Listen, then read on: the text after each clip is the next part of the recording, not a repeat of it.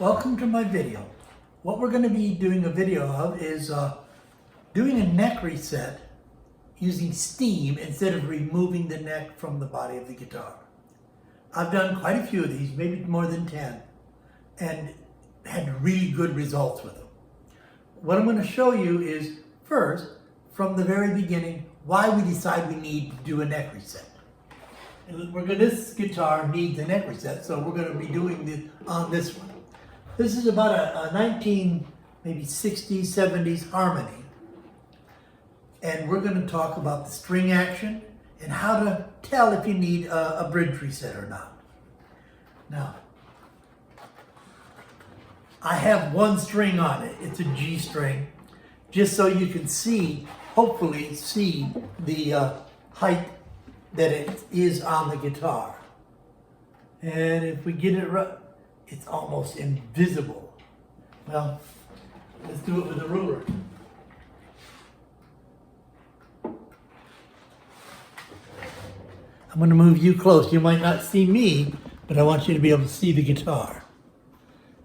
And the guitar's better looking than me anyway.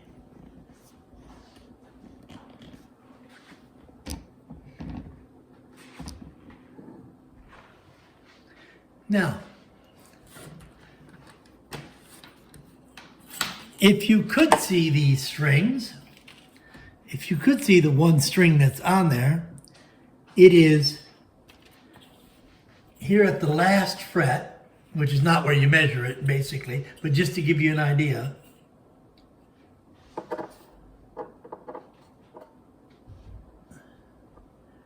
At the last fret, it's almost 3/8 inches. But we want to look at it at the 12th fret. And at the 12th fret we have a 1/4 inch. I don't know if you can see those or not, but that's a 1/4 of an inch that the string is off the fretboard. That's actually unplayable. Let's set this back up again so you can see my pretty face. Not too bad. Still ugly, but not too bad. Okay, here we are. So here's what we're going to do is I'm going to show you how I tell if it's a neck reset or something else will fix it. Anytime you have strings that high off the neck, you look at 2 or 3 things first. The first thing you do is you look at your neck. Is the neck straight? If the neck is warped really bad, you'll have the same issue, only it's not a neck realignment issue, it's a neck warp issue. So let's take a look and see what our neck is like. Now this piece of wood, flat on that side, this side's warped. This side's flat. So I'm going to use this side.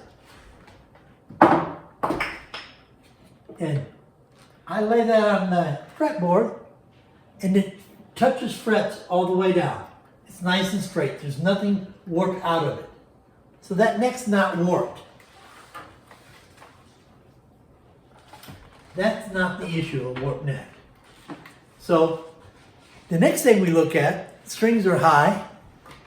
Can I lower the saddle and bring the strings down? That is a very good way to bring the strings down if they're too high, if it's not too high. And what I'm trying to say here is, well, let me explain it to you this way. For every 2 millimeters you shave off the bottom of the saddle, you'll lose 1 millimeter at the 12th fret. This, from the top of the string to the top of the nut, or the saddle, over here to the nut, and then straight down the fretboard, creates a triangle. And the mathematics of the triangle will tell you, because the 12th fret is the halfway point between the nut and the bridge, the 12th fret. So, because of that, you lower this edge of the triangle 2 millimeters, you lose 1 millimeter at the 12th fret of the string height. And that means I'd have to get that thing down, I'm talking millimeters, and I measured that in inches. Well, it's still about 8 millimeters. A quarter inch is about 8 millimeters. So let's use the 8 millimeters. If I want to drop this, say 5 millimeters, I got to take that down 10 millimeters, and there's not that much there. It's not there. You can't read this, but I can't either.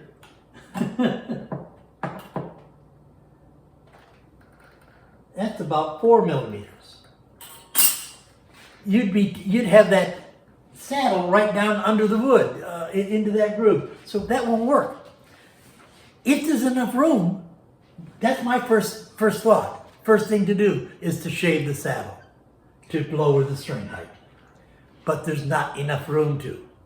So let's take a look, the final exam of how to decide if you're going to do a neck reset. Again, I want the flat side of this piece of wood. Now, I'm going to bring you back over here so you can see this.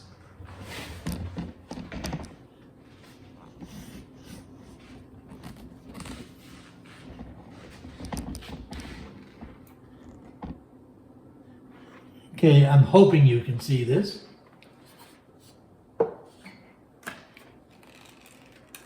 I got my straight edge on the frets. And I'm going to slide it over to the bridge. It's about halfway down the bridge. Halfway down between the surface of the guitar and the top edge of the bridge. It should be, about up here, just below the top edge. Just below the top edge of the nut. That's where it needs to be. So, we need to raise this neck angle. Let me explain what the neck angle is to you. There is two planes that we need to worry about. The body of the guitar plane and the fretboard plane. And the way it should be, proper, is the body plane and the neck plane drops about 2 to 5 degrees. That's the neck angle. Well, right now, we're the opposite of that. We're probably 2 to 3 degrees above coming in, which makes our strings too high. So we need to change the neck angle to where the strings will go right off the top of this nut, or saddle, and go right down the fret plane to the nut, nice and smooth, about 2-3 millimeters off the fretboard. So that's where we're at. Now, what causes this? Just to bring it up, there's quite a few things that can cause it. Toss the guitar in the trunk and leave it there for a couple of days. You come back, you're going to have some serious problems. It'll get hot, or it'll get cold, it'll maybe even get wet. Depends on how your trunk is. But the point is, temperature changes, humidity changes, all those things affect the wood.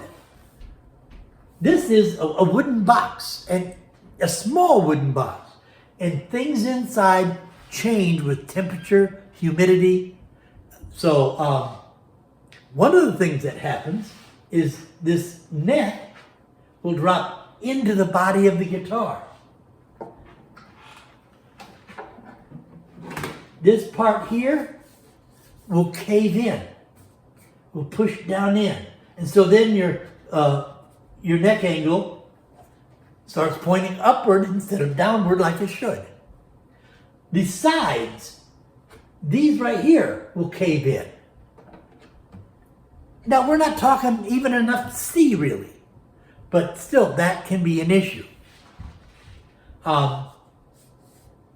One thing I should tell you, when you check the neck with the piece of wood, most guitars, modern guitars, this one doesn't have it. But most modern guitars, right here at the last 4 or 5 frets, yeah, about 4 or 5 frets, will have a slope built in. So you don't want to measure that slope, because then you'll be really getting a poor angle. You want to make sure you're on the fret plane. So you want to keep it nice and straight on the fret plane to keep it to where you'll measure the proper spot.